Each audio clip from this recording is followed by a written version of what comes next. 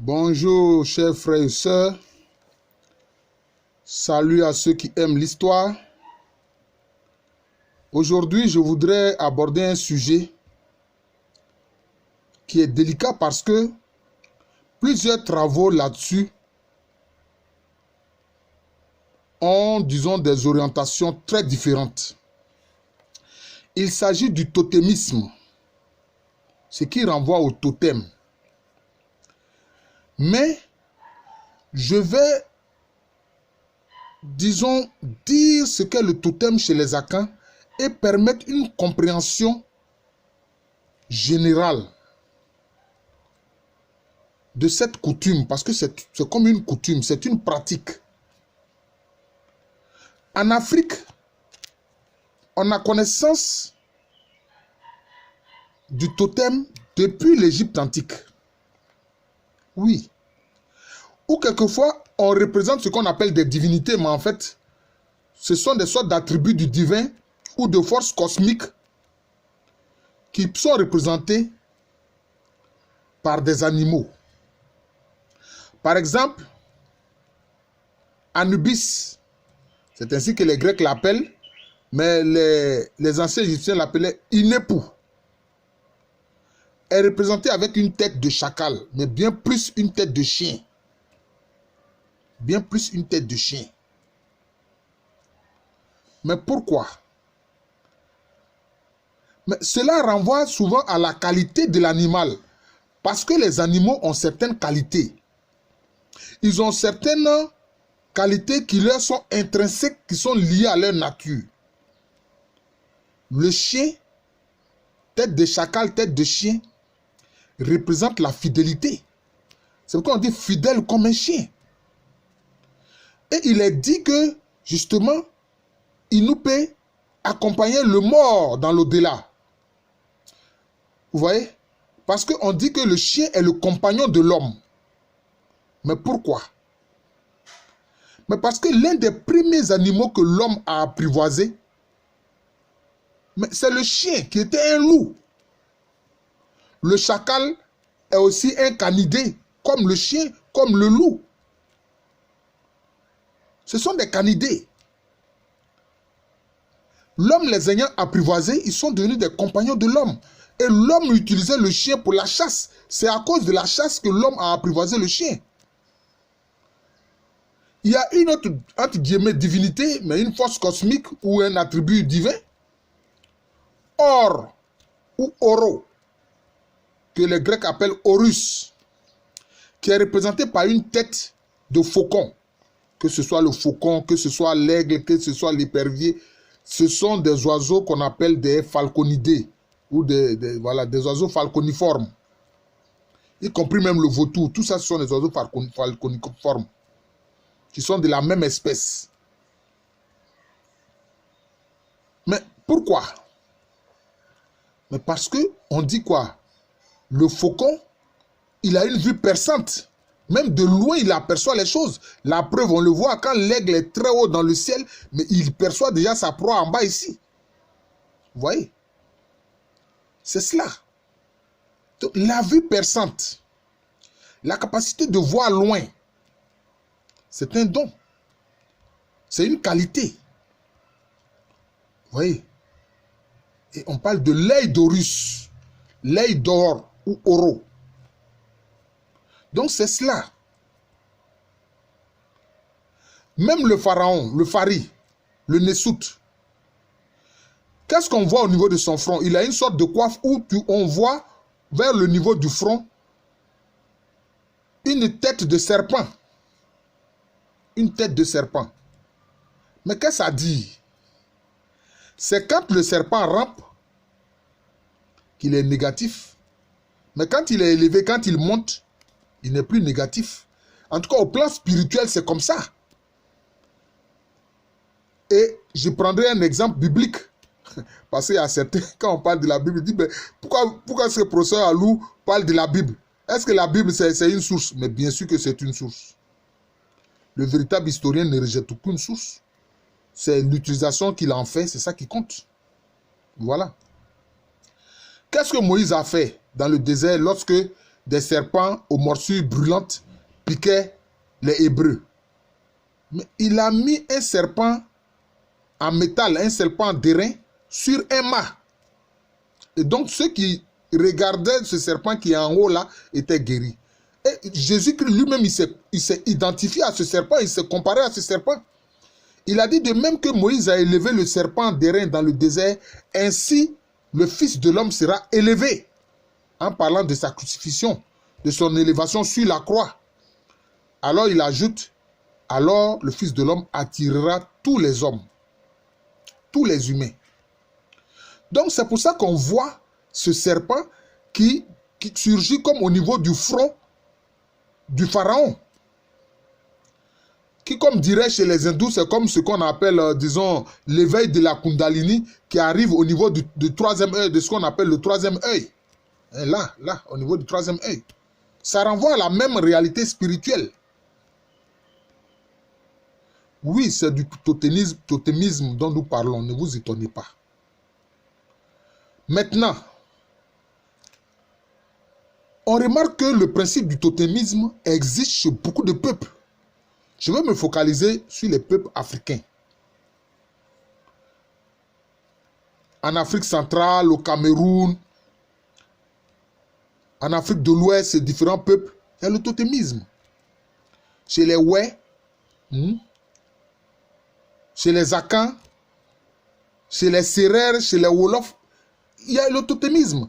Les noms même qui quelquefois sont donnés en sénégambiste dans la zone du Sénégal, des noms de familles sont accolés à des totems. Oui, des noms de familles sont accolés à des totems. Et ça renvoie à quoi? À certains animaux. Mais en tout cas, à certaines créatures. Ce n'est pas seulement toujours des animaux. Par exemple, je crois qu'il y a un peuple au Cameroun dont le totem c'est l'araignée. Si je ne me trompe, je crois que ce sont les Bassa qui sont au Cameroun. Pourquoi? Parce qu'on dit que l'araignée a contribué au salut de leurs ancêtres, à protéger leurs ancêtres de la mort. Et souvent, dans le totémisme, justement, on voit un animal ou une créature qui n'est pas humaine, mais qui a aidé des humains à survivre. C'est ça. C'est ça. C'est ça. Par exemple, chez les Akans, on voit qu'il y a des clans, ou des matriclans plus précisément, donc en ligne maternelle, auxquels sont associés certains symboles.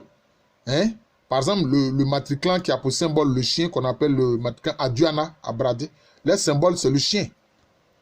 Un autre matriclan, le matriclan Asuna ou Ezohile, leur symbole c'est l'eau, c'est le serpent, c'est le chat, c'est la panthère, c'est le riz. Vous voyez? Mais en réalité, quand on ramène cela au totémisme, cela est lié en fait à un aspect spirituel, mais qui chez les Akans renvoie à la lignée paternelle plutôt. Ça renvoie à la lignée paternelle. Cela veut dire quoi? Que ceux qui ont un même totem ont une même lignée paternelle. Et cela est lié à la vénération de l'esprit en question. Voyez-vous?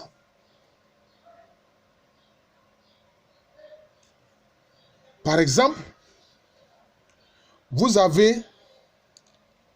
quel exemple je peux prendre? Oui, il y a beaucoup d'exemples. Quel exemple je peux prendre? Disons, il y a un fleuve, par exemple. Un fleuve qui... ceux qui vénèrent ce fleuve-là, en pays Nzema, leur totem, c'est le canard. Donc, on peut dire les oiseaux qui ont des pattes palmées, ils ne mangent pas le canard. Vous voyez? Donc, tous ceux qui vénèrent ce fleuve-là ne consomment pas le canard. Vous avez un autre fleuve qu'on appelle le Tanoué ou Tano, qui est très vénéré dans tout le monde akan. Très vénéré dans tout le monde akan. Tous ceux qui le vénèrent dans le monde akan, cela signifie qu'ils ont une même lignée paternelle. Mais il peut y avoir aussi le fait que certains adoptent cela. Certains adoptent cela. On peut l'adopter. On peut l'adopter. Et donc, l'animal totémique est souvent un animal qu'on dit avoir joué un rôle dans la survie d'un ancêtre. Dans la survie d'un ancêtre. Cela peut étonner. Pourquoi? Mais en réalité, pour ces populations-là, notamment les populations à Caen, elles estiment que le créateur, Nyamia, il a une âme aussi et il a un esprit. Et tout ce qu'il a créé a une âme et un esprit. Vous voyez? Donc pour ces populations, tout ce qui est dans la création a une âme et un esprit. Le soleil a une âme et un esprit. La lune a une âme et un esprit. La terre a une âme et un esprit. Chaque arbre a une âme et un esprit. Chaque animal a une âme et un esprit. Donc, toutes les créatures sont comme des morceaux choisis dans lesquels Dieu lui-même a mis l'âme et l'esprit. Alors que lui-même, le créateur, lui aussi, il a une âme et un esprit. L'âme est appelée Kra, qui renvoie au bas, hein, dans l'Égypte pharaonique. Et puis l'esprit Susmi, qui renvoie au Ka dans l'Égypte pharaonique. Donc, vous voyez. Donc, l'esprit totémique, là, enfin, je veux dire, l'animal totémique, vous voyez que j'ai dit l'esprit totémique. Je veux dire, l'animal totémique, ayant une âme et un esprit, a aidé l'ancêtre. Et donc, cela crée une connexion entre vous qui descendez de cet ancêtre-là et cet animal totémique qui a aidé votre ancêtre. Vous voyez? Donc, c'est comme si vous le consommez, c'est comme si vous créez une rupture qui peut vous être préjudiciable. C'est comme ça. Si bien que dans beaucoup de langues, à quand on dit, le téléphone appelle ça, les humains appellent ça kibadie. Les Agnis disent kilié. Hein? Michi, ça dit que c'est quelque chose que je ne consomme pas. Mikibadie, ça dit que c'est la chose que je ne consomme pas. Voilà. Je ne consomme pas cela parce que si je consomme cela, cela me sera nuisible. Cela ne me fera pas du bien. Puisque il y a eu comme un lien entre mon ascendance, c'est-à-dire mes ancêtres, et cet animal. Vous voyez? Et cet oiseau. Et cet insecte. C'est tout ce qui peut être dans la création. C'est tout ce qui peut être dans la création. C'est comme ça. Vous voyez? C'est comme ça. Donc ça crée donc un totem. C'est comme vous avez certains villages Agnis, mais ils n'acceptent pas que les caprins, les cabris là, soient élevés dans leur village. Ils ne veulent pas de ça dans leur village. Vous voyez? C'est interdit. C'est interdit. Donc c'est comme s'il y a un lien spirituel entre les personnes et cet animal, et cet oiseau, et cet insecte, et ce rocher, et cette rivière qui fait le lien totémique. Vous voyez, ça crée un lien totémique. Mais parce que c'est lié à un événement. C'est une légende. Dans la légende, il y a un peu de vrai. C'est le mythe qui, lui, est totalement factice. Mais dans la légende, il y a un peu de vrai. Vous voyez? Donc, alors, ça devient un totem. Je prends un exemple historique très connu. Le premier roi des Ashanti, qu'on appelle aussi Toutou, il est décédé en 1717, au moment où il livrait la guerre à deux royaumes qui sont à l'est de son royaume, qui sont les royaumes Achem, notamment le royaume Achem Abouakwa et le royaume Achem Kotoukou. Et c'est dans les combats là qu'il est décédé en 1717. Et il a été emporté par les eaux du fleuve Pra. Les eaux du fleuve Pra. Que les Akans appellent Bossom Pra, c'est-à-dire l'esprit du Pra, le génie Pra. Mais, voyez-vous, jusqu'aujourd'hui, par rapport à cet événement-là, le roi des Ashanti ne doit pas voir les eaux de ce fleuve-là. Il lui est interdit de voir les eaux de ce fleuve qui ont emporté pour toujours le corps de son illustre ancêtre. Parce que les Ashanti n'ont pas retrouvé le corps du roi Osei Tutu pour l'inhumer dignement. Non. Donc, jusqu'à aujourd'hui, depuis cet événement, les rois Ashanti n'ont pas le droit de voir les eaux du fleuve Pra. À l'approche de ce cours d'eau, on bande les yeux du roi des Ashanti pour ne pas qu'il voie les eaux de ce fleuve Pra ou Bosson Pra. Vous voyez? C'est comme ça. C'est ainsi.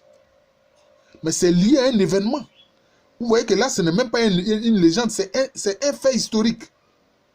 Ça crée un totem pour le roi des Ashanti qui ne doit pas voir les eaux du fleuve Pra. Vous voyez? Et le totémisme existe chez les Wè, ça existe chez les Sérères, chez les Wolof, chez beaucoup de peuples, chez les Bassa, chez les Ashanti, chez les Zema. C'est répandu en Afrique.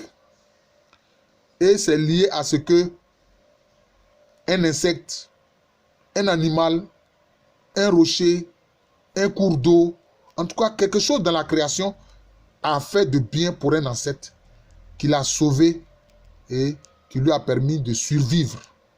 Vous voyez? Donc c'est comme ça. Ça crée un lien spirituel.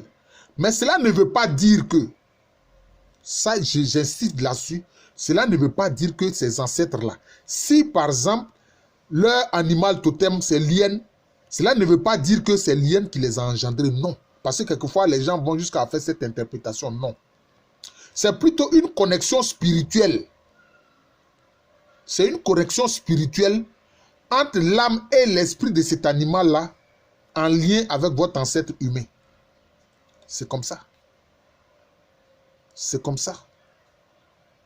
Si vous avez comme totem, par exemple, le coq, mais c'est parce que le coq a un lien en son âme et à son esprit avec votre ancêtre. C'est tout. Mais cela ne veut pas dire que votre ancêtre descend de lui. Non. Les humains sont différents des autres créatures. Les espèces sont différentes. Ce n'est pas comme ces menteurs qui prétendent que l'homme descend du singe là. Ça c'est votre affaire.